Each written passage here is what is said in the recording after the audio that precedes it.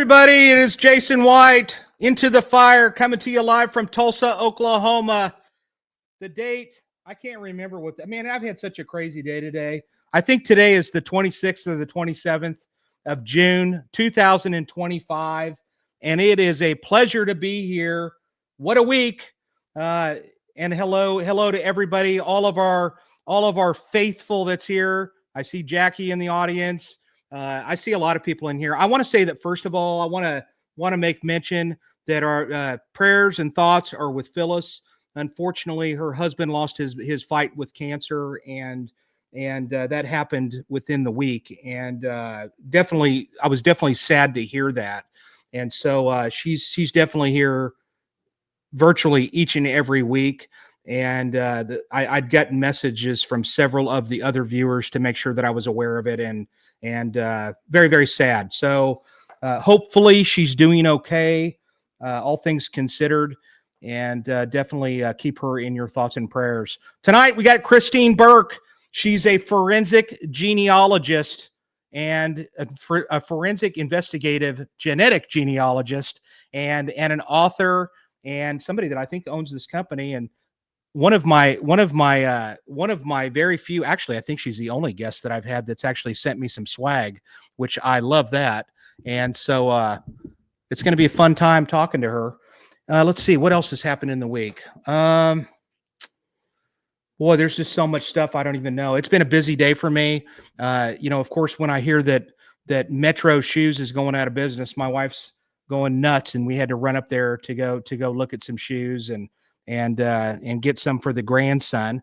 And so next week, I just wanted to tell you, next week is going to be, I think it's July 4th is Friday. So we're not going to have a live episode next week, and I don't want to throw a pre-recorded up on that date. So what we will do is I'm going to re-air an episode, and I haven't decided quite what that's going to be, but anyway, and plus I'm going to be out of the state anyway. I'm going to be in the great state of Arizona, and I'm looking forward to that. So that's where I will be. Anyway, it's going to be a good episode tonight. I don't want to waste any time. I want to tell you a little bit about our guest tonight. She's going to have the floor to talk about whatever she wants, but she's living in Scottsdale, Arizona.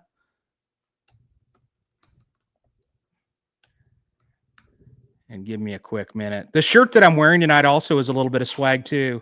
That's Mr. Weiss. He's retired NYPD Highway Patrol. I bet you've never heard of that unless I mentioned it before, but he sent me this shirt. It's an NYPD Highway Patrol shirt. I did notice on KGRH's website, I happened to be looking around there and prowling around, and I noticed that they were starting to put up some swag and some merchandise that they're starting to sell for some of the other shows. Ours isn't up yet, but I like the way it looks. It looks great. So that's coming in the near future. And the other thing I wanted to mention that I think is really, really cool is that my Facebook ban on my Detective Jason White Facebook page, they never lifted it. It's just that they completely deleted my page. So I was able to get right back on there and create another one. So I do have a Detective Jason White Facebook page that I have plenty of room for as many people that wants to join on there. And the reason why I have that site, it's because I keep posting. I will put postings up in reference to where I'm speaking and things along that nature. And believe it or not, I've actually got contacted by several people over the last couple of years in reference to speaking engagements because of that. So anyway, that'll be fun and so forth. I'm kind of doing a little stall tactic here to get to where I needed to be. So give me 1 second. I apologize. I had it up a second ago and it disappeared on me.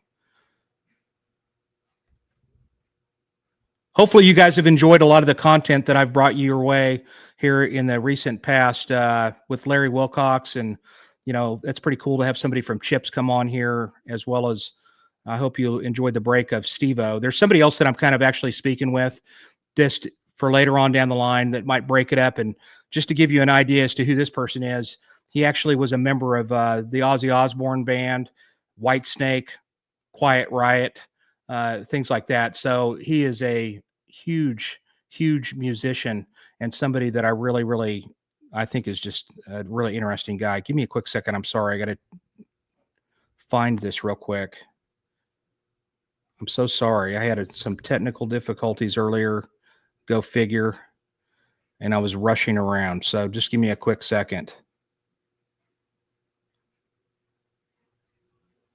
No, here it is, right in front of my face where I had it all the time. Okay. So let me tell you a little bit about this guest. She basically, what her current focus is that she helps the police find persons of interest using genetic genealogy. Probably the most famous case to date is going to be the Golden State Killer, who was a serial killer, serial rapist in the Sacramento area. Believe it or not, he was actually a police officer to boot, and that's probably the biggest one. I'd say that most recently in the news is real recent. The two cases that come to mind is that Idaho killer that basically killed those 4 individuals that were going to that university in Idaho. And then the other one that's even more recent than that is the Gigolo Beach serial killer, also known as the Long Island serial killer. I can't remember his name, but that's another one that's really recent. And I think this is going to be fascinating. So she's most known for, and this is pretty interesting, she's most known for a solve that she was able to do in 48 hours to solve a 31-year-old cold case using forensic genealogy. And she was able to find the bio family for civilians in as little as an hour. So individuals that I guess that are adopted and so forth, she has been able to. I say has been. I wouldn't say that she's able to do that each and every time because each one has its own complexities. Basically, her focus is on identifying the over 15,000 unidentified human remains cases in the United States and clearing the estimated over 250,000 cold cases across the United States and others across the world.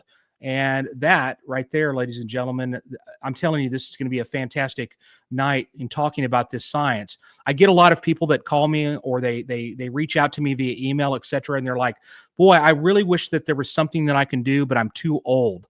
This is probably one of those things that is one of those sciences or one of those areas that you could get involved in that essentially you could get involved in regardless of what your age is.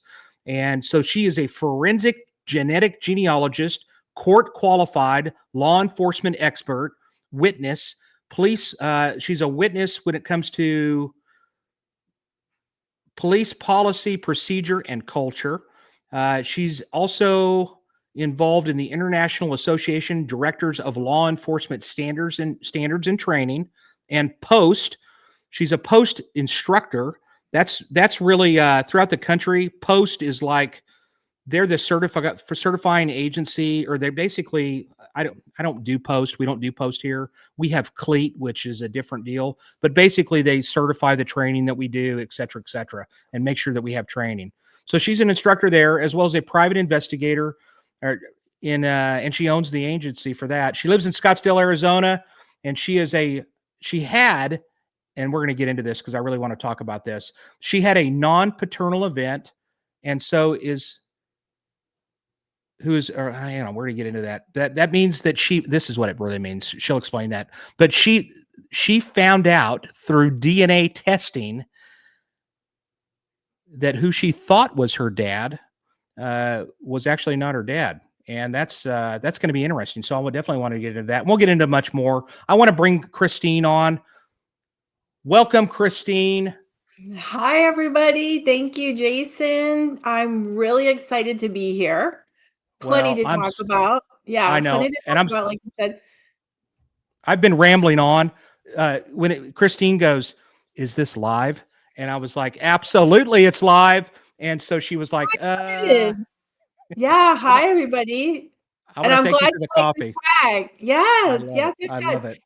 And before I forget, because I can forget easily, you mentioned something about the forensic genetic genealogy, and this is absolutely something that those of us who are experienced can do at any age, right? I have several students that are in their 70s and above that work and learn how to do this. So as long as you have a passion and desire to help, I love that, right? Nobody should be precluded from doing this work. So I'm glad that you brought that up. Well, let's start off with, and it's true, because this is one of those areas that's kind of unique, that people could be theoretically involved in the criminal justice world at any age, honestly, at any age. I mean, of course, there's a lot of training that goes with it. And so let me ask you something. Well, first of all, I got to tell you this too. I just recently sat through an 8-hour genetic genealogy class, which means really nothing. It's not. It doesn't mean that I'm able to do it by any stretch. I felt like I was sitting through a class that was. They could have titled it Russian. Uh, I'll tell you what. That's some complicated stuff that you're dealing with for sure. And it's not just really just simply researching a little here and there and it just falls into place. You've got to do a lot of digging. And so, anyway, I want to ask you, how did you get involved and interested in this field to begin with? Well, it goes to the DNA test that I took, right? And we'll just say at a ripe old age, um, a DNA test revealed that I wasn't who I thought I was, and neither was my mom. Okay, when this test came back, I lost 75% of my family as I knew it.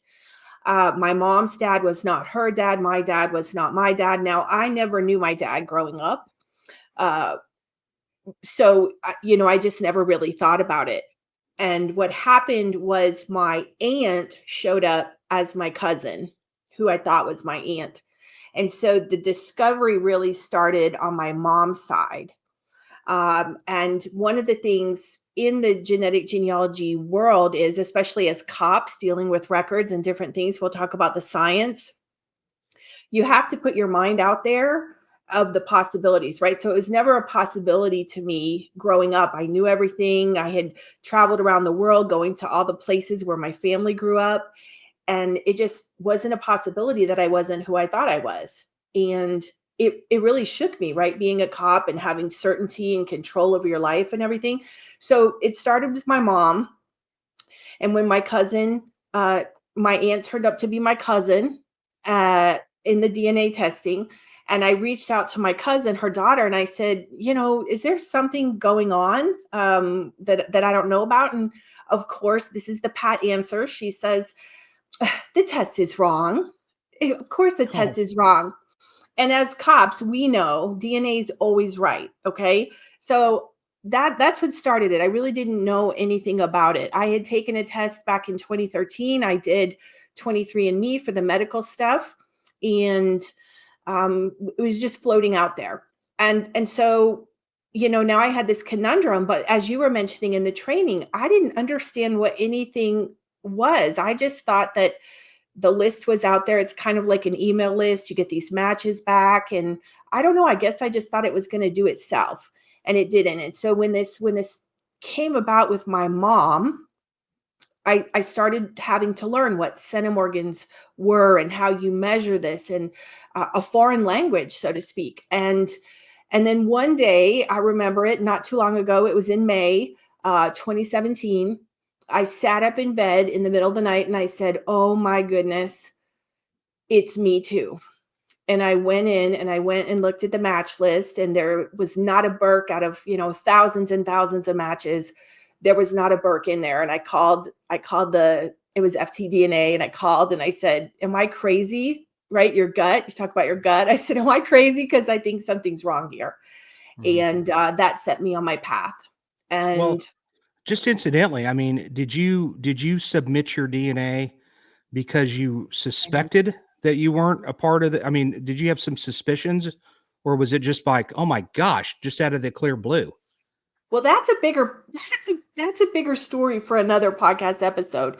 But because I was looking for relatives. I was looking for relatives. Okay, But when in the back of my mind, but I was doing it for the medical information because my mom didn't like doctors. We had breast cancer in the family, and they okay, said, we'll just do the test, and that came back negative. And so, like, I was good. I really never thought anything would come of this. So yeah, yeah, interesting. so yeah. So And so you get involved in it that way. You're sitting yeah. there, you're researching this stuff, and then you're like, okay, I really want to get more involved in this. So when did the world of forensic genealogy officially come about?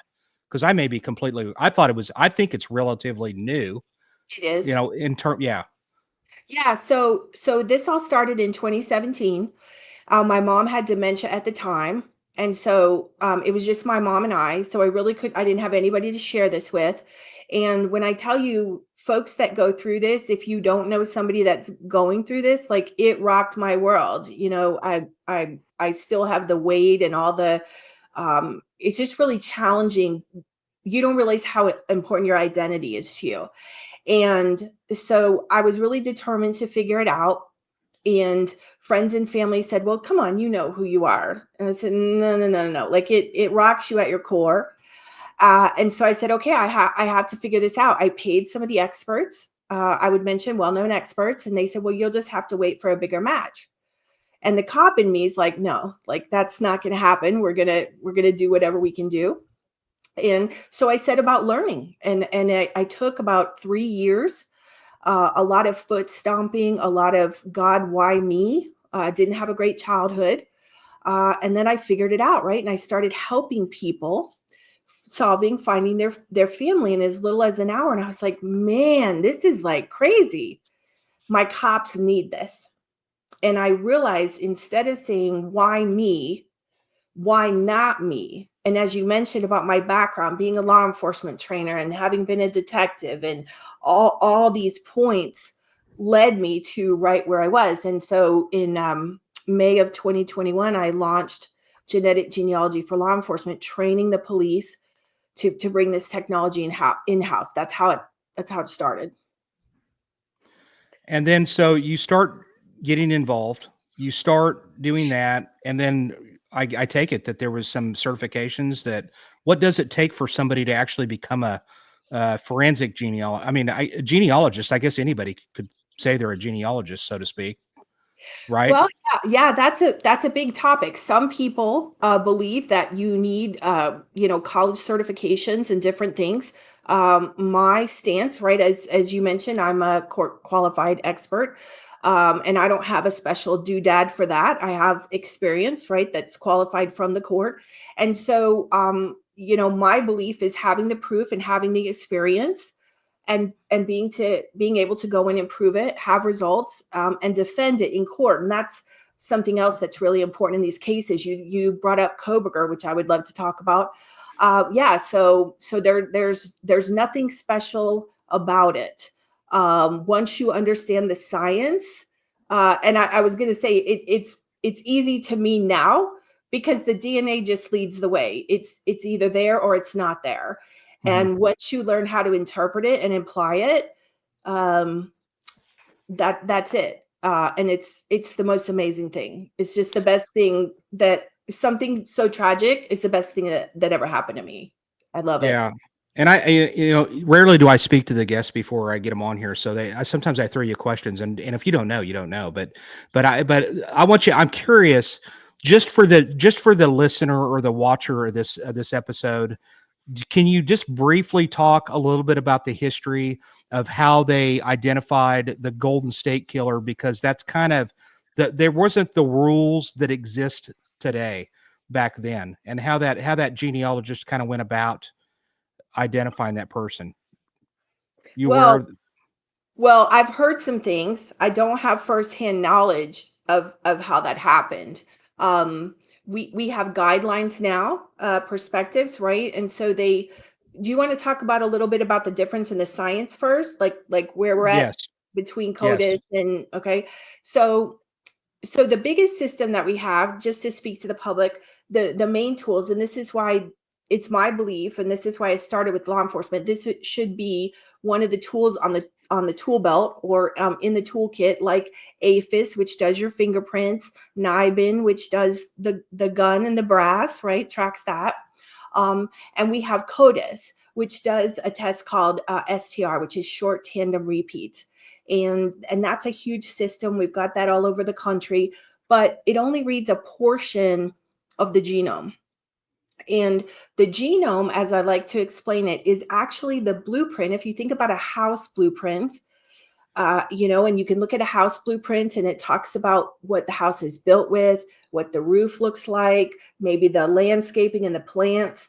Well, your genome, your human genome, talks about everything in your blueprint, what color your hair is, what color your eyes are, how tall you are. And so when you do genetic genealogy, you're basically outputting the entire genome. And so that's the difference between CODIS and whole genome sequencing or microarray or whatever. So you're using more of the entire blueprint. And unfortunately, the systems don't necessarily talk to each other. Okay, so when there's a case, there has to be more DNA pulled. It has to be able to be output in a certain fashion. It has to be read and converted through the computer. The matches get output, and then it goes that way. So CODIS is more of a one-to-one match. Okay, the people are in the database, and we put the suspect in there, and we can sometimes get a little close, like familial, really close relative, but typically it has to be one-to-one. With Okay. forensic genetic genealogy or whole genome sequencing, I don't need the person. And this is where it's so amazing, because all I need is distant relatives and I can find out who the person is. And I don't even need to, in many cases, get all the way down to the person, because I'm sure if you've worked cases and how horrific it is when you have to go and tell a family, I don't have anything to go on. I've got absolutely nothing. And it sucks. Pardon my French, right? But it sucks. Yeah. And with forensic genetic genealogy and whole genome sequencing, we can get these matches and we can get the names. So almost immediately you have a pool of family of potential suspects that we can work and then narrow down, right? You've got regions of the country, and I just can't say amazing enough at all the possibilities that we can do. We could even do stuff with STR when you get YSTR and haplogroups, which is something, you mentioned the cold case that I solved, and we can talk about that. But Hmm. this is why this is completely different, because it doesn't have to be one-to-one. A lot of the problems that we have, like with our unknown humans, and just interrupt me if you want, but our unknown humans, which is a horrific number, and um with that, because of some of the ages and things like that, they're just not in there. And majority of the people are not in CODIS, thank God. So Right. we just don't have a match pool to be able to do anything with it. And that's why, to be the one-to-one match, and that's why the forensic genetic genealogy is so different. Well, in reference to this is what I heard, and correct me if I'm wrong at any point, because I'm sure you probably hear a lot of the different cases that are starting, because this is starting to hit courtrooms, and in the Idaho case, which you're going to address here shortly, because I really Yeah. want to talk about that too. But I Mhm. had heard My with the nose is golden running. with the Golden State Killer that what had happened was when they were kind of looking around at it, they had the DNA, and so I think that the genealogist, like I said, correct me if I'm wrong here, but they submitted it to 23andMe as if it was their own DNA to see what it would show. Is that have you heard that or? I thought it was my heritage. Oh, I'm not okay. sure if it was 23andMe, but yeah, there's yeah. Which in now they're kind of like, oh no, time out. You can't do that. And because those databases like my heritage, 23andMe, all of the biggies, the big ones, all of those, they kind of have something stated in there that this isn't for law enforcement purposes, or unless they opt into that, right? Well, and it's a really complicated issue, right? We can talk about it for several reasons. If you want to do this, and people, and especially we've got the issue with what happened with 23andMe, right? Mhm.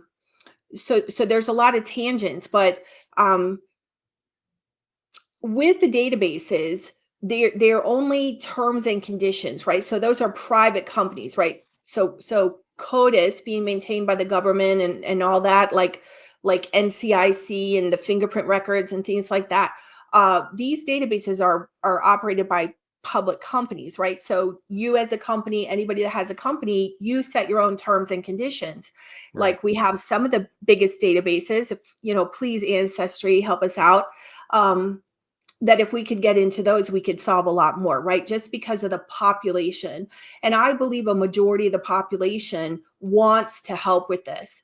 But then we have the specter of privacy, which I think is a little strange. I have my own standpoints, but the majority of the people, the police handle data all day, every day, right? So we're used to this, protecting people and protecting personal identifying information and, confidentiality. So I don't feel that it's a bad, thing if the law enforcement has access to it, because in reality, we have access to all kinds of stuff. We get people's phones, we get all, what I'm saying, all kinds of stuff. Right. But so with it being terms and conditions, those companies set the rules. And in federal, right, when you get federal grant money or you get federal cases, like for the FBI or some of the federal agencies, they have the DOJ guidelines, right? Like we have the issue in the Koberger case too, that they went into a different database, what I've heard. Okay. Um, with or without the terms and conditions. So is that necessarily a legal thing? I'm not a lawyer, right? But that's a company's, private company's terms and conditions. So is it allowed? Is it not allowed? Right? That goes more to law enforcement policy and things like that. Now, Mm-hmm. does that endear the public to you? Right? And then I also think it's education on the public about what is really in there, because being a contributor myself, I think that people are really willing to help if they know that the information is being used responsibly. Sure. So I don't know if I answered that question correctly, but there's a lot of, that's just a very difficult subject. But I will go back. So what they've done is they've made changes to it where you have to manually opt in, right? You have to manually um, opt in and say, yes, I want to share my information. Yeah. I was talking to a lady. I was at a benefit last night for the Tulsa Police Foundation, and that's an organization that basically gives money to the police department so we can buy big things like the MVAC, things like that. Yeah. And I was talking to some of them, and I said, "Hey, listen." I was just kind of entertaining. I was monopolizing the conversation, but I was like, "Hey, who here at this table?" And there's a lot of money at this thing, believe me. I was like, "Who here at this table has submitted their DNA?" Whew. And there was a few of them that said, "Yeah." And I said, "All right, well, that's cool. Have you guys allowed for, there's specific sites that, or there was actually one of them says, oh, no, I don't want any part of that because I don't want to know. I don't want, I don't want that to go into the law enforcement one." And the reason was, it was kind of puzzling to me. It was like, I don't want to find out that, oh my gosh, one of my relatives is a serial killer. And I'm thinking, well, I would want to know, but my point is, there are some they can opt for certain ones that are specific for the cops to look at, right? There's like 3 companies from what I've heard or something along those lines, 2 or 3 of them. Yeah, the big two is GEDmatch and FTDNA, right? So Yeah. so there's like a universal thing that even like, let's just talk about Ancestry 23andMe. Like when you take a test and you say, I want to be matched, so all your matches are in there within the database. Okay. Yeah. Kind of like if you look at, I don't know why this popped in my head, but like a dating app, right? Okay, like I want to meet all the people. So your matches are all the way in there. But then they filter it, right? So when you put it in there, you're looking for all your relatives. So you're going to match to all your relatives. So you're in there with all your relatives.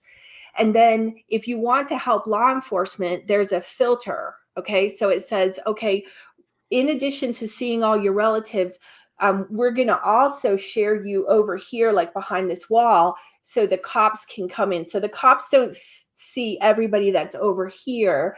They see the people that have said yes and basically open the door, right? It's like a voluntary search. Okay. Mhm.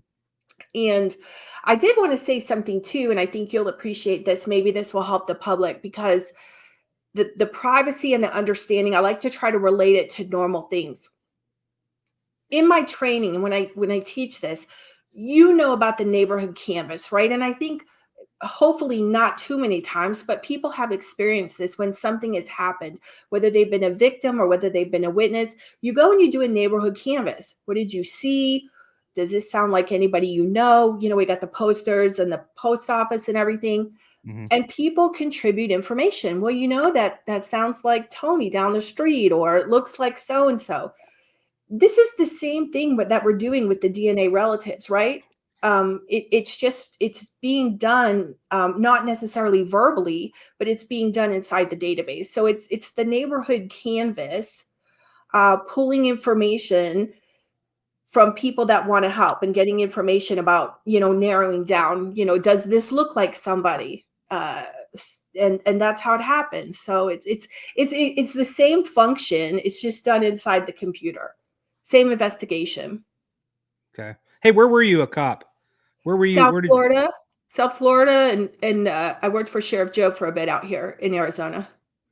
what? Okay. Oh, Sheriff Joe Arpaio. Yes, Yeah, the one with the and pink we underwear. Yeah, yes, yes, and green bologna sandwiches. pink handcuffs. Yes. Oh Yes, yeah, he was one of the most what was he like? I bet he was an interesting guy. he's great. But I'm different. I may be a little blonde thing, but I'm kind of outspoken. I have my Yeah. own, ideas about things. Like I love him, I love him. And it's a little different perspective. People all have their own personalities and everything, but when you're a cop, to have somebody that's going to back you and allow you to do what you need to do, and Yeah. there's just nothing like it. It's like No, there's having not. having a parent that supports you and says, "Yes, go be everything that Yeah. you can be." Yeah. That's right. I'm blessed. I work for a department that is exactly like that as well. And I hear that from others that it's not quite that way. Well, and you said you were a detective. What type of detective were you again? Homicide, all kinds of Oh, major crime, sex nice. crime. Nice. Yeah. And so did that experience help you with this field? I think absolutely, because so one of the things when I teach the students, right, the cops and my civilian students alike, it's and some of the problems that I feel we see in the industry, because right now this is an external vendor type situation, right? And they don't have the law enforcement training. But cops, like, we go through a process of elimination. We will work a lead to the nth degree, right? We're going to eliminate every possibility. Hmm. And that doggedness and that determination, the gut feeling, it all plays into it. And so having that investigative, the not backing down, the not giving up, the belief in DNA, right? Like I tell people, I don't care what the piece of paper says the person is. The DNA will always tell me who the person is. And that was one of the hardest things, though, when I was doing the genetic genealogy, because a lot of people come into it and they rely on the genealogy, the records, the birth certificates, death certificates, census, and things like that. And as cops, we rely on that, right? Those are the public records that say who this person is. Yeah. But no, because of all this, what I call shenanigans with the grandparents, like there's a whole bunch of stuff going on. Um, People aren't who they say they are. And so it was a mindset shift for me to say, I'm not going to trust the document. I'm going to trust what the DNA says. And the DNA actually points you in the way. Like Yeah. it's only one way. It can't be any other way.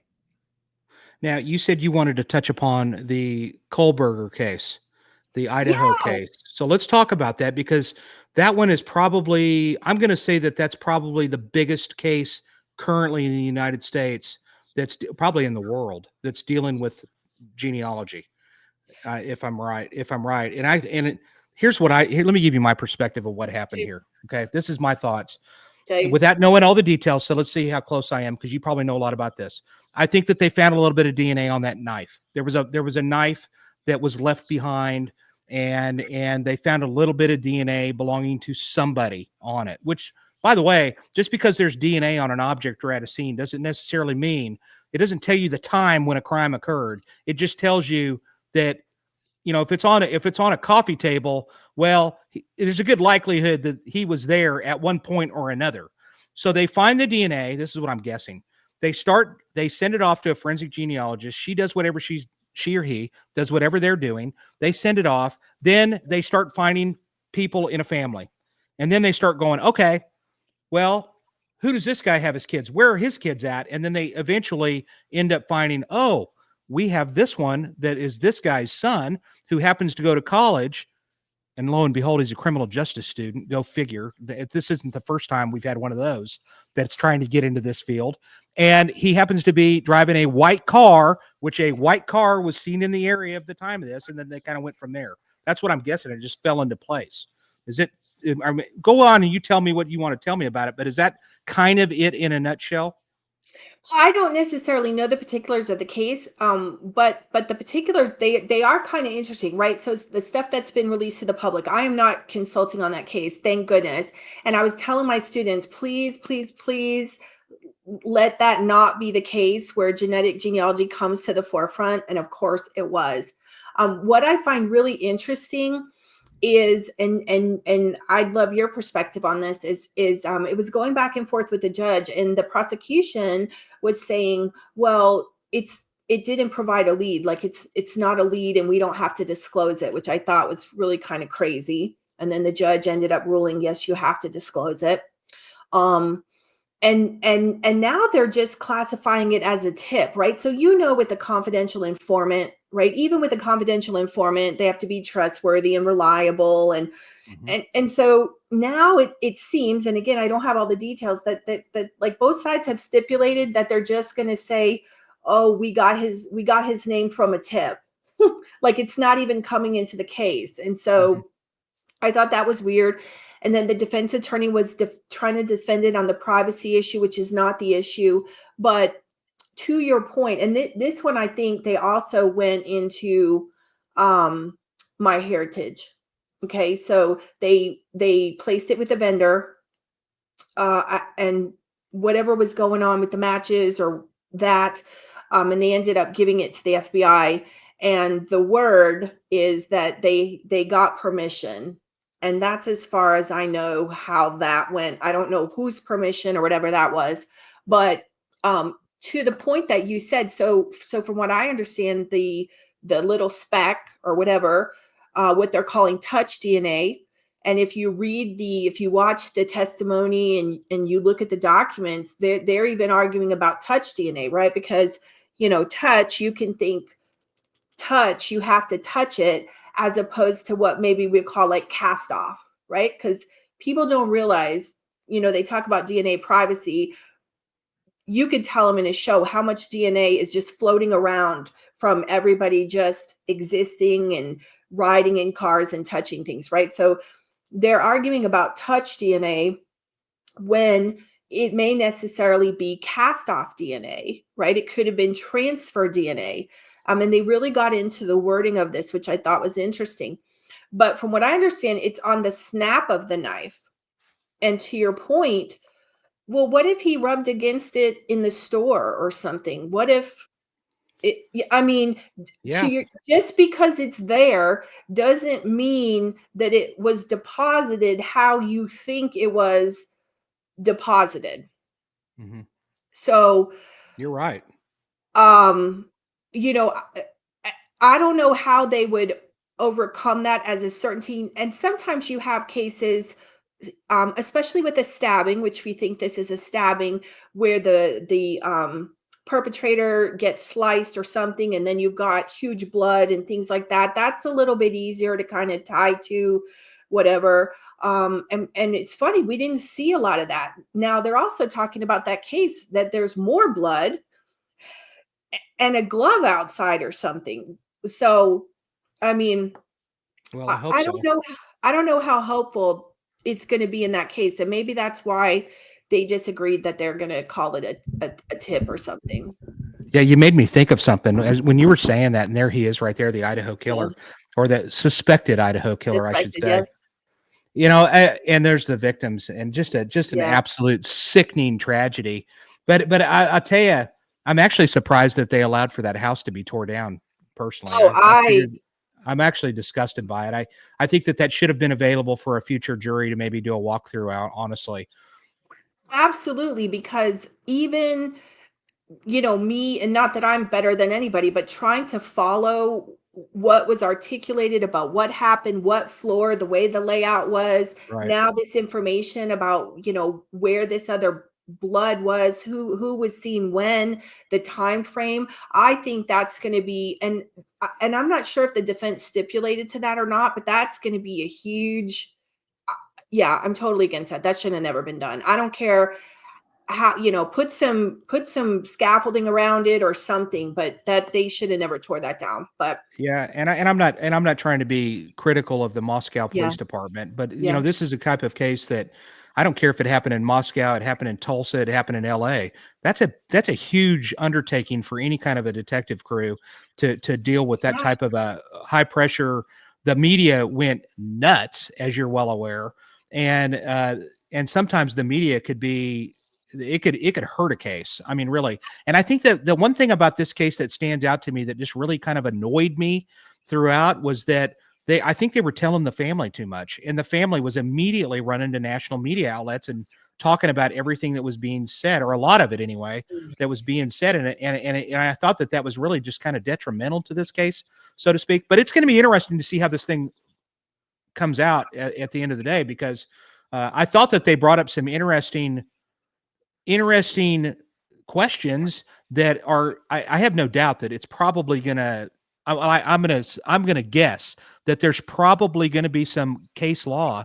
It's gonna go up. I think it's gonna get appealed. I think there's gonna be some substantial decisions that are gonna be made as to how far that they can go with researching DNA in these databases, etc. But and I'm going to mention something else too, that I had heard, and maybe this is wrong, but I had heard that, you know, I've heard, a word on the streets is that if they had access, if the police departments or law enforcement throughout this country had access to ancestry.com, that if there was DNA on any of these cold cases, that it would probably solve about 95% of those cold cases, or at least provide a lead to where detectives would have a real good possibility, if that was the killer's DNA, that it would probably be able to be solved via forensic genealogy. Have you heard that at all? I've heard that from somewhere. I could have made it up in my sleep. well, no, I mean, I totally believe that, but then again, kind of what you mentioned about the law enforcement background, right? So there's some standards that I've heard in the industry, right? And this is me from my law enforcement experience versus the civilian, right? A lot of these genetic genealogists are civilians, and not knocking them, right? Because they want to help and do all this stuff, but they've come up with these thresholds about, okay, well, we're not going to work this below this, we're not going to do that. And that's where I'm saying, like coming from the dogged detective, if you've got a lead, you're going to work it. Like, you're not just going to give up on a lead, right? There's also something that they do a lot, which I don't agree with, is reference testing. And they send everybody all over creation doing reference testing, when the DNA will tell you, if you work the matches and you work the investigation, there's no need for reference testing, because, again, this is my opinion, you're endangering cops when you send them out to a house of somebody that they don't know, or somebody that's closely related to a potential suspect or whatever. There's horror stories. Um, and so it's just working it. So yes, obviously ancestry or my heritage would make it much easier because we have a bigger population. Like, if everybody in the world was in CODIS, it would be a lot easier, right? We just Mhm. don't have that population. But with the databases that we do have, you just have to work longer and harder. To your other point too about my 48-hour solve, no, they're not all like that, because sometimes you've got to really go to the nitty gritty, and you've got to work a lot of matches versus just a few matches. It takes you longer. You got to build a bigger tree because you've got a bigger, not a suspect pool, but you've got a bigger relative Mhm. population that you just have to work. So, yeah, it would be amazing. Um, and there's other things that that you can do legally and ethically. That makes the work easy. And we'll just leave it at that. But it's not as big a hindrance, but I wish that they would allow it. I don't understand why they don't allow it, because I think with the technology that we have, um, especially if law enforcement is using the chain of custody properly and controlling the cases, to assure not only the company but the public, we're staying in our lane. I mean, like, if Yeah. they knew all the information that you guys get on a daily basis, right? Like, there's nothing sacred, but we really need that population. Like, there's no reason that we shouldn't be able to clean these up. And Yeah. and it's defeating sometimes. It's defeating. Well, you brought up something, and you coming from a detective background, I'm really interested in your response to this because the only forensic genealogists that I've met were not law enforcement. I know that my boss is actually going through the training right now, and he says it's really tough. I mean, he's a smart guy, but he was saying, or basically what I've heard is that at least through that training, that 8 hour training. And the reason why I was going through that is that we had the Tulsa massacre that Yes. occurred here in Tulsa in 1921, where there was just for the listener, in the event that you weren't aware of it, I recommend you Google the event. And there's a lot of pictures, and it's absolutely incredible the devastation that happened in Tulsa back in 1921, where hundreds of people were killed, and then they were buried in mass graves. And Mm. so Tulsa, over the course of the last few years, they've actually been excavating and excavating some of these cemeteries, or one cemetery in particular, looking for remains, and they have found some, but not many, but they have found some. But my question is, and my point, I'm hoping I don't lose my train of thought. My point was, is oh, that's what it is. That's what it is. They were talking about a lot of the forensic genealogists are not required to really provide a report of how they is that they got to where they arrived. And you being a police officer in the past, especially a detective, what is your opinion of that? Because from the casual person that's kind of ignorant to this field, and I'm trying to get more knowledge on it. What do you think about that? Should there be some documentation kind of showing how you got to where? And Absolutely. So I have some unpopular opinions in the industry, right? But I come from the background of the criminal justice system, having to do probable cause, chain of custody, and all that stuff, where we're working for the eventual prosecution. It's not a hobby, it's not a cute thing, it's not to get on TV. Mhm. And it's not a hobby. It's a forensic process. Um, I've worked cases. I had a case that came from a civilian vendor, and it didn't pass muster with the medical examiner because they did not articulate properly the identification. And when I was asked to go and fix it, and when I requested information, they weren't going to give the information. And it was almost to the point that we're going to get a subpoena, and they were saying, well, you can't give this information to the medical examiner. I'm like, yes, we can. We work with the medical examiner all the time. Like, they make the determination based on our information. So they, like, cops, again, this goes back to cops sharing information. Cops share information all the time. We safeguard and protect the information. so Right. so yeah, so that whole thing had to be redone so it passed muster. And that's one of the things that I teach in my training, both on the law enforcement and the civilian side, getting prepared for court, because you have to have a report that's able to articulate it. I tell them, look, you're going to have a layperson, the jury, potentially, and they're going to have to read this. The prosecutor doesn't know it, the defense attorney doesn't know it, the jury probably doesn't know it, and you have to succinctly, go to the point and prove it and say, not necessarily the records, but here's the DNA, here's the science, and here's why. Right? Like with fingerprints, ridge patterns, and bullet casings with firing pins and striations and those sort of things. And so being able to articulate that properly, that is a huge problem. Just like sending cops to suspects' houses to take swabs, Right. like from the killer's house. That's We don't talk to anybody until the very end, right? We don't let loose of the case. Like, we know the question before we ask the question. Mhm. And that's just a different perspective because they're not trained. And it does bother me because it's jeopardizing cases. And I say, unfortunately, it's going to come back to bite them. And we've seen some of that.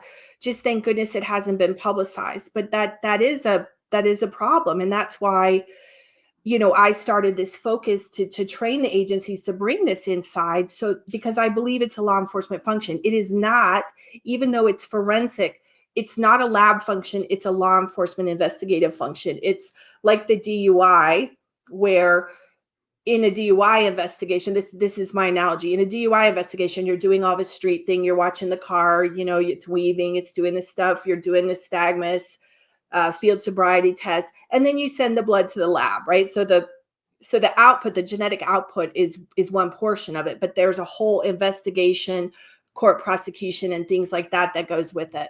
So Yeah. I have some unpopular opinions, but and this too, like somebody was saying this to me. I had an agency with an unknown human, and I was talking to this to one of my assistants, retired cop, and they were talking about the unknown humans. Well, in the law enforcement world, everything is a homicide until it isn't. And I had one agency where we had an unknown human remains case, and they were kind of like, it's just a dead person. I said, no, it's not just a dead person. Well, we don't know it's a homicide because, sometimes you only have pieces of bones, right? So if you don't have cut marks or soft tissue or anything like that, you can't really tell. And they were saying, well, it's just a dead person. I said, well, how do you know it's not a homicide? You have to treat everything like a homicide, like, right? Right. Remember that? Right. Like in Right. academy? And they're like, well, no, it's just a dead person. I said, well, you don't know that until you identify the person, right? Mhm. And so what happens if you start out with that wrong assumption? You can't rehabilitate the case sometimes. So it's Yeah. a No, very you're fine right. line. It's a very You're fine right. line. Yeah. Now, I don't want to miss this. Let's talk about that case that you're most known for, Okay. and start out with how you even got involved in it, and tell us how you were able to be successful with it. Yeah. So this is when I was living up in northern Nevada, up by Lake Tahoe, and met at a law enforcement event, met some of the sheriff's office personnel. And of course, I have this newfangled thing. And I said that, this is really great. And everybody, you guys need to use it. And do you have any cases? And so we were having a training session. And they had actually sent off on the case. It's one that Danny helped us on that one from, I guess, he was Intermountain, right? Now he's what, DNA Labs, I think they merged. Danny. Are you asking me? Yeah, Danny that you work with on the Tulsa. Yeah, so Oh, okay. Yeah, I know who you're talking about. I'm yeah, sorry. he Yeah, helped us on that case. And so we did that and we got the DNA back. And in yeah, this, because doesn't he have a lab like in Utah or something? I think yes. that's where he's at. Yeah, I know who you're talking about. Yeah, Yeah, absolutely. yeah, yeah, yeah. So, and that's important too, getting good results, right? Because sometimes you only get one crack at it, Right. right? And it can be expensive. Um, but yeah, so we got the results back, and when I started doing the work on it, we had one part of the family, we'll just say was a demographic that was can be kind of confusing, a lot of matches, very hard to sort out. And then on the other side, we didn't really have any matches at all, but it was more European, more easily read. And I actually, through using two matches, and I went with the haplogroup. Okay, so folks that don't know what the haplogroup is, us as humans, we carry a little bit of DNA that gets handed down on our maternal side from mom to daughter to daughter to daughter to daughter to daughter, and the same on the dad's side from father to son to son to son. And they have like naming conventions and they're called haplogroups. And so when I was presented with the situation, I immediately started trying to work the maternal side, and it was just a mess. Sometimes similar names, huge population, low matches. And this is where being strategic in your implementation of the investigation, I was like, okay, this is going to waste too much time. I'm going to move over here. And when I moved over there, I said, hey, do we have a haplogroup? And I happened to find we had 2 matches. I sorted by the haplogroup. We had 2 matches. And because in this case, males and females, if it's a female, it's a female up the line, and a male in this case was up the line. I was able to build those 2 matches families up, and I knew it had to be an offspring down from them. And so I quickly was able to build the offspring down and found where that family married into the other family. And so the identification was made. And Was it a homicide? no, it was actually a suicide. And the gentleman had wandered off, and they didn't know what happened to him. And this was kind of, I hate to be, I don't want to be disrespectful, right? I try to manage this in talking about these victims and these families. Um, that's why I don't get into names or anything too much. But it was really interesting in this case because, and I talk about following the science, right? So when I narrowed it down, I knew it had to be a male. I knew the age range, the estimated age range, and there were only 2 brothers in this family, and one was alive and one was already reported deceased.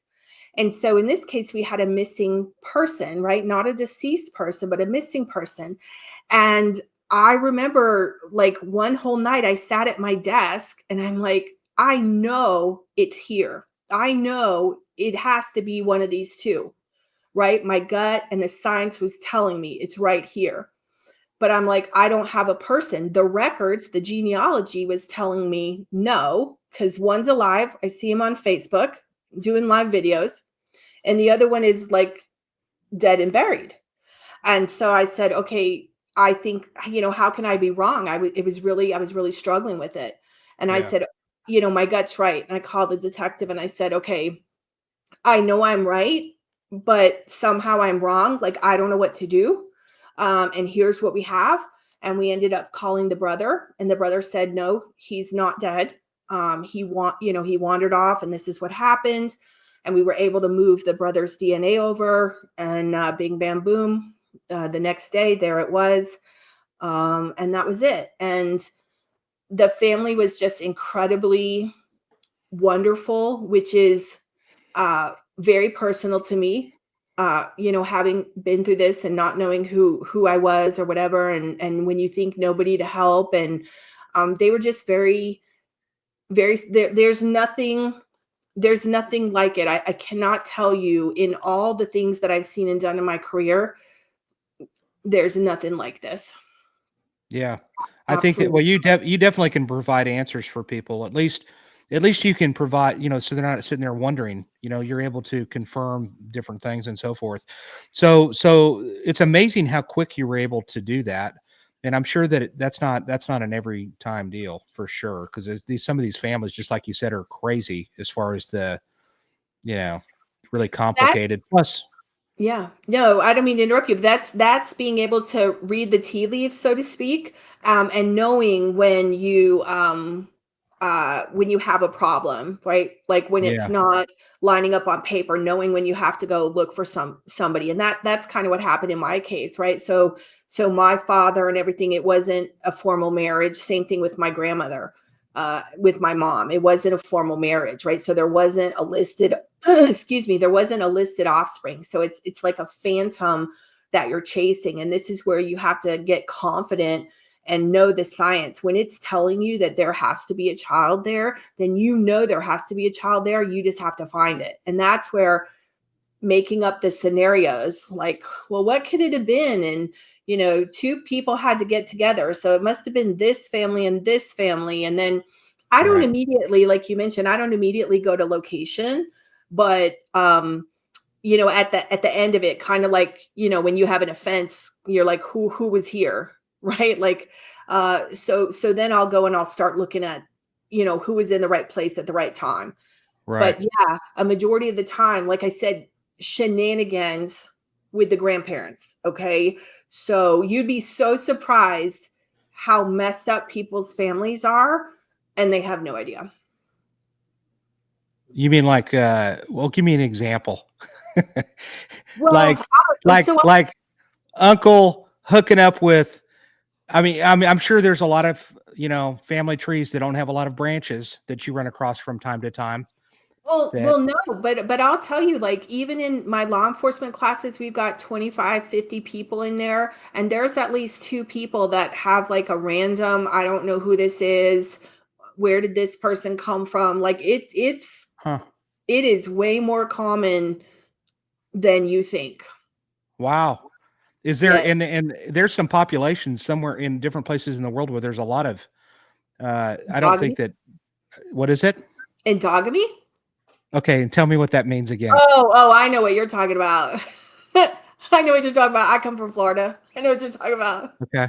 Yeah. But Yeah. basically like there's some incestuous Yeah, we could type call, things yeah, going endogamy, right, intermarriage within the families and different things, on. Okay. yes. And All different right. populations just historically, yeah, so there's I mean, there's all kinds of challenges, and when I say read the tea leaves, that's what's so important, like, you gain your confidence. It's like reading body language, right? When you're out on the street, you're reading body language and you know when something's about to go down. When you read the tree and you know the DNA, like you almost know what you're looking for because it shows itself. Yeah. It shows itself, yeah.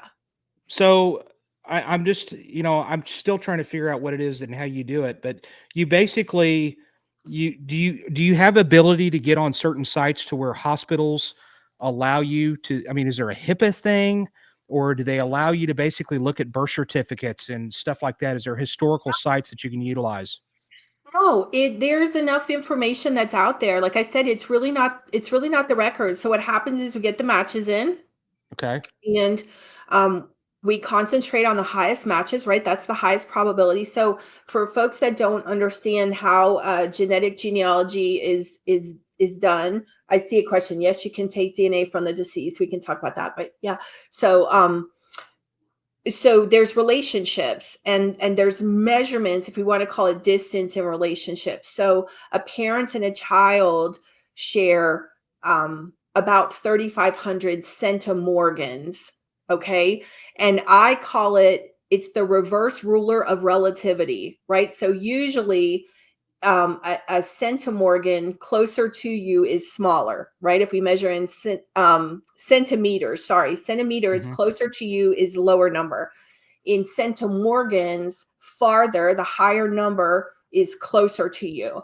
So a parent is about 3,500 parent child, and these relationships are all mapped out with suggested relationships based on a numerical value. And that's how my aunt, who should have shown up at a certain number, ended up being half that number. And so these relationships have, their numerical values, kind of like the periodic table, if you think about it, right? So they all have their numeric values. And when you get the matches, you figure out who those people are, you build the family, and you place the people in the matches in that family, and I call it the genetic positioning system. You can literally navigate 2 blocks up and 4 blocks over within the family and know where that person is supposed to be. That's what I'm telling you, like, I don't care who they are on paper.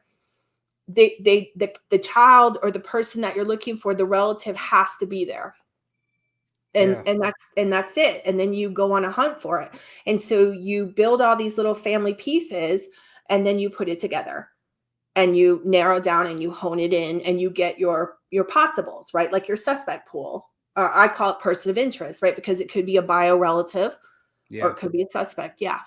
Wow, it's interesting. So, Amanda, throw up that picture where I put the 4 books up there. Let's throw that up, and I want to. These are your books. You've written them. Tell me briefly which each one of these books kind of is the synopsis of what we're talking about on these. My goodness. So, well, what I did, the reason is because we have to get funding for our agencies so that we can do this on a routine basis. And I was like, okay, how can I raise money? Like, how can I just get money and not beg, give people something of value? And I had always wanted to write a book. And so so those books are all, it's kind of progression. You might recognize some characteristics in the characters, but it starts with concrete clues. That's on the left. Okay. And it goes all the way to the right. So, um, uh, concrete clues. Well, what I did was I took real cases of unknown humans that were very interesting to me. And so I used the details, not the actual case, out of respect for the people. And Mm-hmm. I created a fictional story using the details, making it as interesting as I could. Later books are better than the first. It's not a Pulitzer Prize.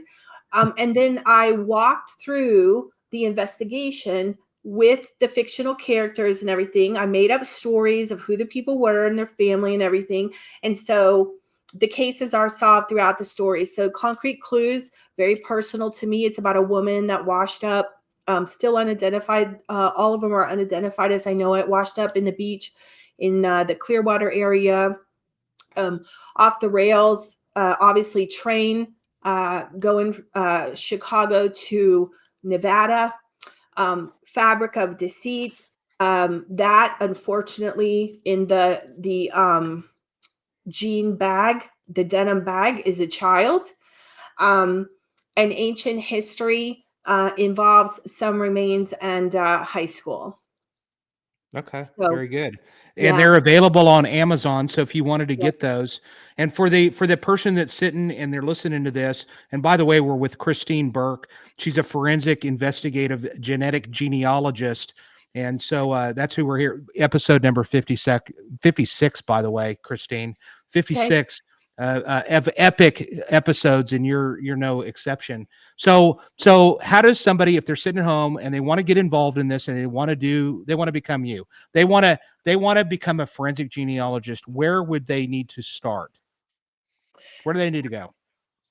Well, they need to get training. Okay. So they can get training anywhere. They can take my classes. They can go, University of New Haven has training. Boston University has some training. Ramapo College has some training. Um, Or if you feel that you have the skills, you might just need to add the other component. Like I teach about the law enforcement perspective and things like that. They can also reach out to me. I can talk to them about their particular situation and point them in the right direction. But yeah, people shouldn't be intimidated. We have a great population of folks that have learned this and people that are very dedicated, people that are transitioning. Maybe they have a lot of experience in genealogy and they want to add the DNA component to it. Mhm. But yeah, And I'm it's just seeing, getting the proof and building the cases. You got to get the experience in building the cases. And I'm seeing a question out there, and I think it's Steph. No, it isn't actually Steph. It's Amanda. Is this for cops only? And the answer is no. You don't have No, to be a cop to do this. And no. how can civilians get involved? Well, that's it. She's just telling you how that happens and how civilians can get involved in this. And furthermore, just for cops that are out there, you might want to even try going to your administration and saying, "Hey, I would like to do this." And your department might actually pay for you to go and become a forensic genealogist to where you can do it on the side and just kind of help with some of these cases, especially in a smaller department. I think that would be ideal, really. Yes. Yeah, and that's the goal, to bring it in-house so we can secure the investigations and I mean you could just clear so many cases, right? At the cost of what the vendors are being paid to have somebody in-house that can Mhm. do it. Yeah. What's the cost of something like this for somebody, from ground zero where they're beginning to literally get to that? I know it's going to take time, but what would something like that cost for somebody to actually get certified as a forensic genealogist at the end of the day? Well, it depends on where they go, okay? It ranges from and I don't want to quote people's prices, but in the teen thousands, okay? Mhm. My courses are a lot cheaper. I donate a lot of training to law enforcement. As a matter of fact, law enforcement gets trained for 1,000. Okay, Oh, that's wow. just that's my giving back, okay, for Wow. everybody that we've lost, yes. Um, but yeah, so there's options out there for anything. Anybody that wants to talk about whatever they need, you don't need some people can't get into programs because they don't have this experience or that experience. That's why I created my program, because nobody should be precluded from doing this if they want to help, right? And where there's a will, there's a way. I'm happy to talk to anybody, but there's a lot of options. Well, I can't say there's a lot of options. There's New Haven, there's Boston, and there's Ramapo. Um, and then I have a class. But I'm always happy to talk to somebody and see, and definitely talking about your detectives and stuff. This is a career change, especially I talk about for the guys on the street. You want to get into D Bureau, like this is the way to do it, right? And many folks can go and start a paid career, or they can go and volunteer at their agency. Like there's a lot of cold case um, divisions in police departments that are starting now. So many opportunities. I mean, if you just think about it, there, I think I looked at the number. I want to say there's 15,800 and some unidentified humans, just unidentified humans. Yeah, that's Like, crazy like to me. how are we ever going to get that taken care of? That's a crazy Yeah. number, and it That- goes up. When I first started, it was 14,000. yeah, that's nuts. As a matter of fact, one of the things that I've always I really wish that I had the ability to make this happen. And I've talked about it, and maybe we will one day. But I think that when people die and they go to the medical examiner's office, they should have their DNA taken. Period. It just should be an automatic.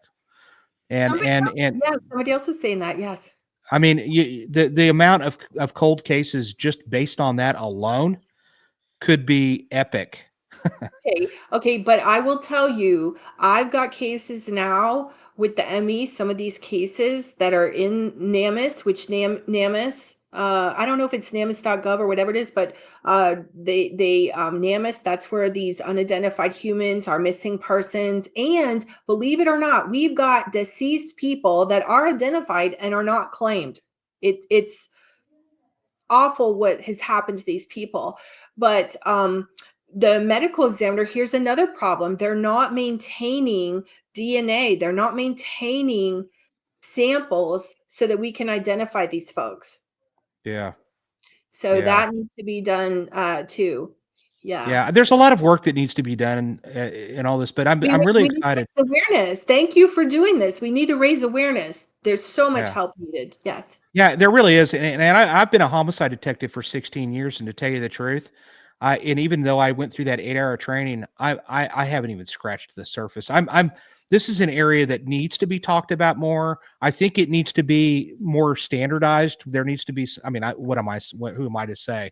But I think that there needs to be more of the kind of the national standard. And I wanted to ask this real quick. You can work a case no matter where. I mean, anywhere in the country. If somebody reached out to you from Maine, you would work it, right? You're not held by the Absolutely. boundaries of the United States. No, absolutely. Interpol is actually, I had a student from South Africa. I have students from Australia.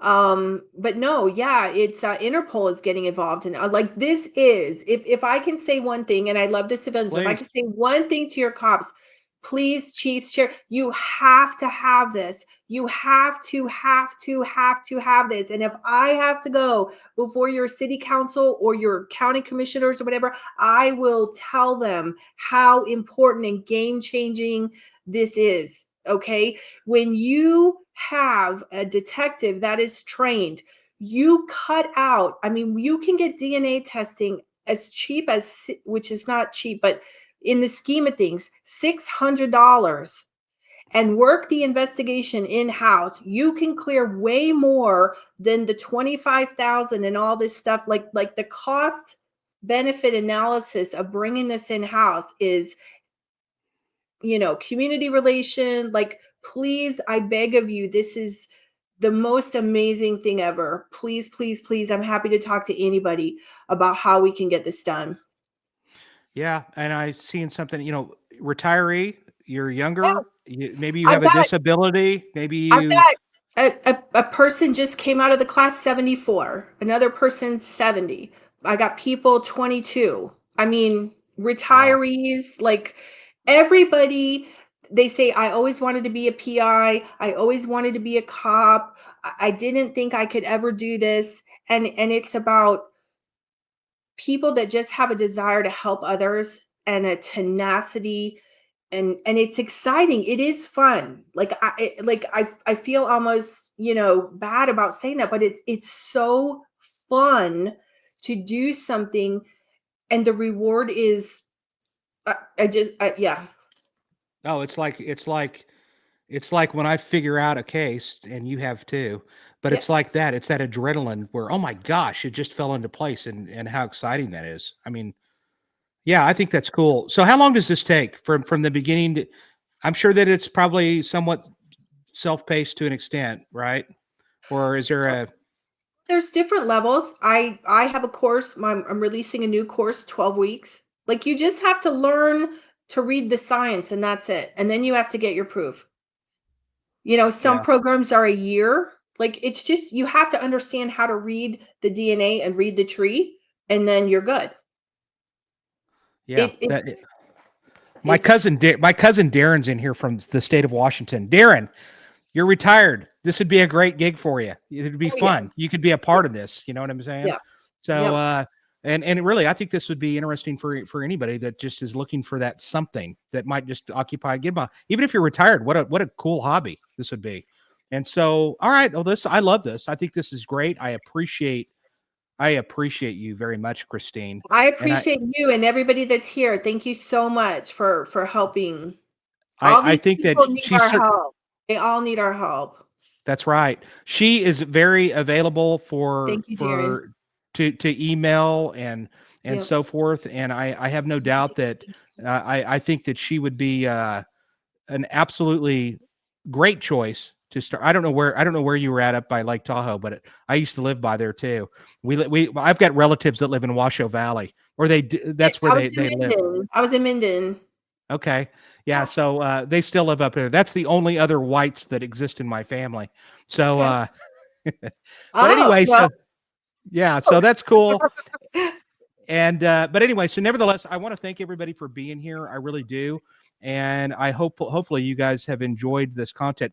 This is such a huge area. She could have talked about this stuff for days and if months. It's really deep. I mean, how much we could have talked about, but I wanted to cover as much of the various areas as possible. So get her book, check it out if you're interested. I think that would be a great start to just kind of grab a book and start reading about it and see if this is something that really might interest you. How about if you have a criminal background? Does that preclude somebody from being involved in this occupation? Nope. Oh, if you have a criminal background? Well, it depends, right? So people can help people. You could probably speak to more about that, about the law enforcement standards, right? Like, Mhm. and that's something too. You have to think about being exposed to, like we talked about, civilian versus law enforcement. Being exposed to a suspect pool, and what if there's a conflict, and what do you do about that? So I don't know how to answer that, right? What's going to happen in court? We need to think about impeachment and, going Right, down the line. right. But I'm sure they could help in some fashion. And there's plenty of people that, like me, who don't know who they are, that need help too. They could be a search angel or something like that. There's a huge need.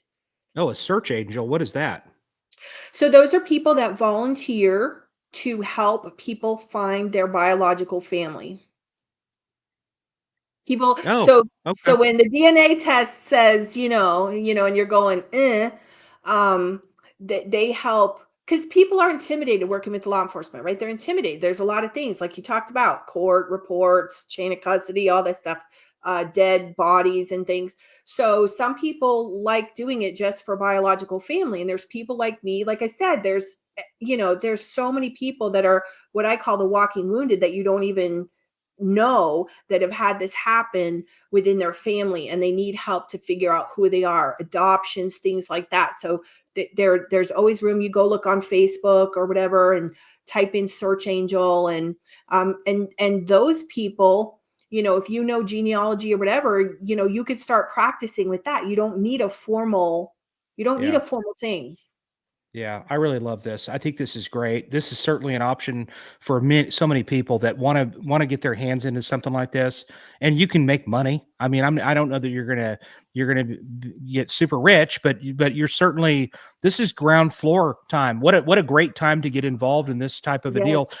How many forensic genealogists exist in this country roughly? There's probably not even a great database on that, but do you have any idea as to how many there are across the country?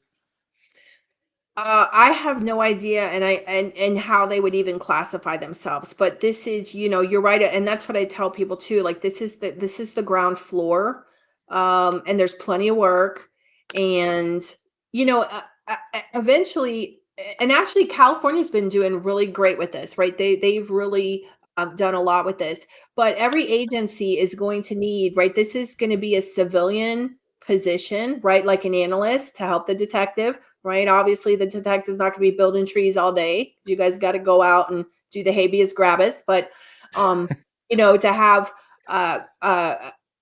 one or two or three analysts in the police department, but just building trees and monitoring matches and doing things like that, like you guys need to staff for this, police chiefs and sheriffs. Like it's doable, okay? Yeah, yeah. Yeah. So plenty of opportunity. All right. Is there Thank anything you. else? Is there anything else that you want to mention that I did not say, or anything that you would like to add to this that we haven't covered? Because we can give you as much time See as a you want. But is there? question. Was I ever on a TV show about people reuniting with bio parents? I was not, although I was on a different TV show, but no. Well, wait a second. Hang on. There's a story there. What do you mean a different TV show?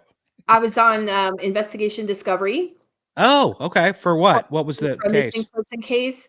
It was a gentleman, he was not a child, but he was, a young adult that was missing out of San Francisco, and unfortunately met a sad demise. So that didn't turn out so well, but yeah. And let me ask you one other question that just popped into my Sure, brain. I'll answer any questions. Go I ahead. know the Jean Benet Ramsey case just drives me crazy. I Mhm. That case is, they had, and I don't know what the level of DNA. I'm sure that it's not of great quality. Otherwise, I would have thought that they would have tried forensic genealogy, because there's three areas from what I understand, and I don't expect you to know the ins and outs of this case, but from what I understand, there's three areas I that have. watched the documentary. Yeah, and I'm sure it crossed your mind while you were watching it, probably like it did mine. If they've got DNA that is the same source on the garrote, on her panties, and on her thigh, I think there was three areas that was the same source. They believe it's the same person. Why is there? I mean, the way we were making advances, and they're able to build DNA as far as, I don't know the With correct term. amplification. Yes, they're able to do things like this. Yeah. I would think that, my gosh, that would be a perfect thing to do forensic genealogy on that Yeah, type of a so case. it's really hard, and when I talk about the things, I don't want to cop bash, I don't want to re-trauma, re-victimize the victims, Right. but that in my head, like I don't know what the answer is, right? And some of the things too here again, I want to talk about the chiefs and the sheriffs and the cops, like this is a whole community thing. There is so much bad community, like the cops don't need another bad rap. Like, why would you not? Why would you not attempt it? Like, that's the same question I ask. But then again, they know stuff that we don't know, right? We don't Right. want to be Monday morning quarterbacked, so we can't do it to And them. they may have, maybe it came up to that they didn't Maybe have they enough had DNA. nothing. Maybe they That's couldn't, right. like, but why wouldn't you just answer it? Like, Right. it's just not a good look. But yeah, so that's another one we'd like to have resolved. Yeah. So, and if can I just do a last PSA? If you've done your Absolutely. DNA and had it tested, please consider opting in. Please consider opting in.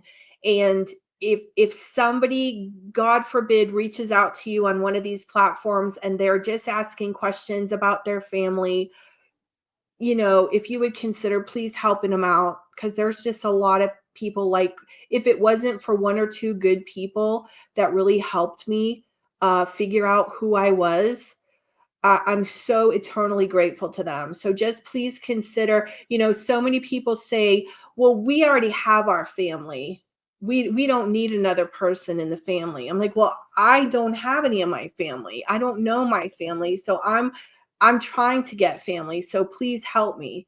So just consider that, and consider opting in to the law enforcement databases so that we can resolve more of these cases. Yeah, mention those databases one more time, the ones that are the law enforcement ones. GEDmatch and Family Tree DNA, ftdna.com. Are they both free for people to opt into those? Uh, I know FTDNA is doing something with my hedge. I think they're free for uploads. And then the opt-in, when you put your DNA in there, there should be a front little toggle. On GEDmatch, it's like a little pencil. On FTDNA, it's like a little toggle that you allow, because the default, and this is for people too that don't know, um, when all this happened, they defaulted everybody off. So if you initially were helping, you might have been toggled off and not know it. So that might be something you want to go check, right? So because you have to actively opt in for the law enforcement matching. That would be fabulous, because it only And takes one match. It only takes one match and you have the answer. yeah, and you didn't mention this, but from what I've heard also is that they don't have to have everybody in this country to opt into this. They're going to hit a point at some point when they get enough people in that have opted into this, that they're going to hit that pivot point where everybody they're going to be able to. It's like everybody's in it. I mean, is that right? I mean, basically, they're going to have so many people in there that at some point in time, it's like having access to ancestry.com or all these other ones. And I see you're sitting there thinking about it, so maybe I heard wrong. But No, but I mean, I'm just, because like with just my family, not too many matches, like I go all the way back to King Richard, right? So that's the thing that I'm saying, like depending on how far you want to work it, you don't need a very close match. Like I believe there was a case in Florida where the suspect had actually hit on the suspect because he had put himself in there, right? So you don't need a real close match. You just need, like, if I came to you and you had it open like sexual assault, homicide, or with nothing, right? And so we get the DNA. You've got a deceased person. You have no description. You have no video. You have no nothing. You just have a poor dead person and the DNA. Okay, and you have nothing. And if I come back to you and I can say, John Smith is the great great great grandparent. How huge is that? Like, how, that's huge. yeah, Then you say, well, who is that person? Where were they living? What are their kids? That's your neighborhood canvas. Okay. yeah, That's all you need is one name or one surname, and you're off to the races. This is how crazy it is. You don't have to narrow it down. You just need the relatives. yeah. And what family? Most families don't mind sitting down and going, "Oh yeah." Then there was this one. He had these two kids, and matter of fact, that one kid, boy, he was a handful. And then he had these two kids that were in and out of jail all the time. Where were they in jail? And then you can go to just from there, and it's unbelievable, probably what you can come up with based on that. Probably Yeah. a lot of real life Jerry Springer episodes. So Yes. anyway, Yes. Yes. So thank you. Yes. hey, listen, I appreciate you, Christine. It's been an Thank you. honor. I really have appreciated you coming on here, and I think this is an epic episode. Ladies and gentlemen, once again, I want to remind everybody, next week I'm going to have a repeat of some sort, because I don't want to bring a guest on July 4th. Number one, nobody's going to watch because they're doing other things, holiday stuff. But I will certainly have an episode that will air in case somebody wants to watch one. I want to remind people that you can catch all of my episodes. Christine, I'm going to send you the link to this tonight. But if you wanted to watch all of my episodes, you can go to my Detective Jason White YouTube page. You can watch them all right there. I don't have my Facebook one on there, but just type in Detective Jason White for my Facebook page. And Christine, I don't make any money to do any of this stuff. I'm not opposed to making money, but I'm not making any money. It's just there for the viewers to check out and to increase their knowledge base. And that's what I love about you, is that you're moving mountains, and that's exactly the type of guest that I want on here, that is making the criminal justice world even better. So, nevertheless, thank you everybody for being Thank here. you. Remember to like and subscribe. And Christine, don't get off here just yet. I'm going to holler at you out on the backside. Everybody, thanks you again, for real. If you have any questions for her, don't hesitate. And you really should consider I'm actually considering it as I'm sitting here, Christine. I'm sitting here thinking maybe I need to do this on the side too. You know what I mean? And at least have that knowledge and that ability to be able to be intelligent, or at least more intelligent in that field. It would help me as a homicide detective, no doubt. Absolutely. Thank you, everybody. Once again, keep Phyllis in your prayers, and we're really sorry, and that our heart goes out to her and her family. So next week, repeat. The week after that, I'm going to show Bobby Zigmont. Bobby Zigmont is a Tulsa police officer, and he's going to talk about some stuff that we're doing here with de-escalation and things along that line in the policing world, which is kind of, it's really what we're doing now. So he's going to talk about that, and then more great, exciting episodes. And until then, ladies and gentlemen, thank you so much for being here. Buy her book, by the way, too. Check out her book. It's on Amazon. She's got 4 to choose from. And so until then, ladies and gentlemen, reach out to me on my Facebook page, my YouTube page, my Instagram, Twitter, whatever, or X. You can talk to me and I actually answer back. So as long as it's nice. He does. Yes, I do. And last night, and I'm on LinkedIn also. But by the way, last night I had an episode that was one of my cases. So if you didn't catch that, you can go back and watch that somewhere. And ladies and gentlemen, it's been a pleasure. Thank you. I could just ramble on. I'm going to spare everybody. Thank you all. Have a great week. Have a great holiday next week. Take us out, Amanda.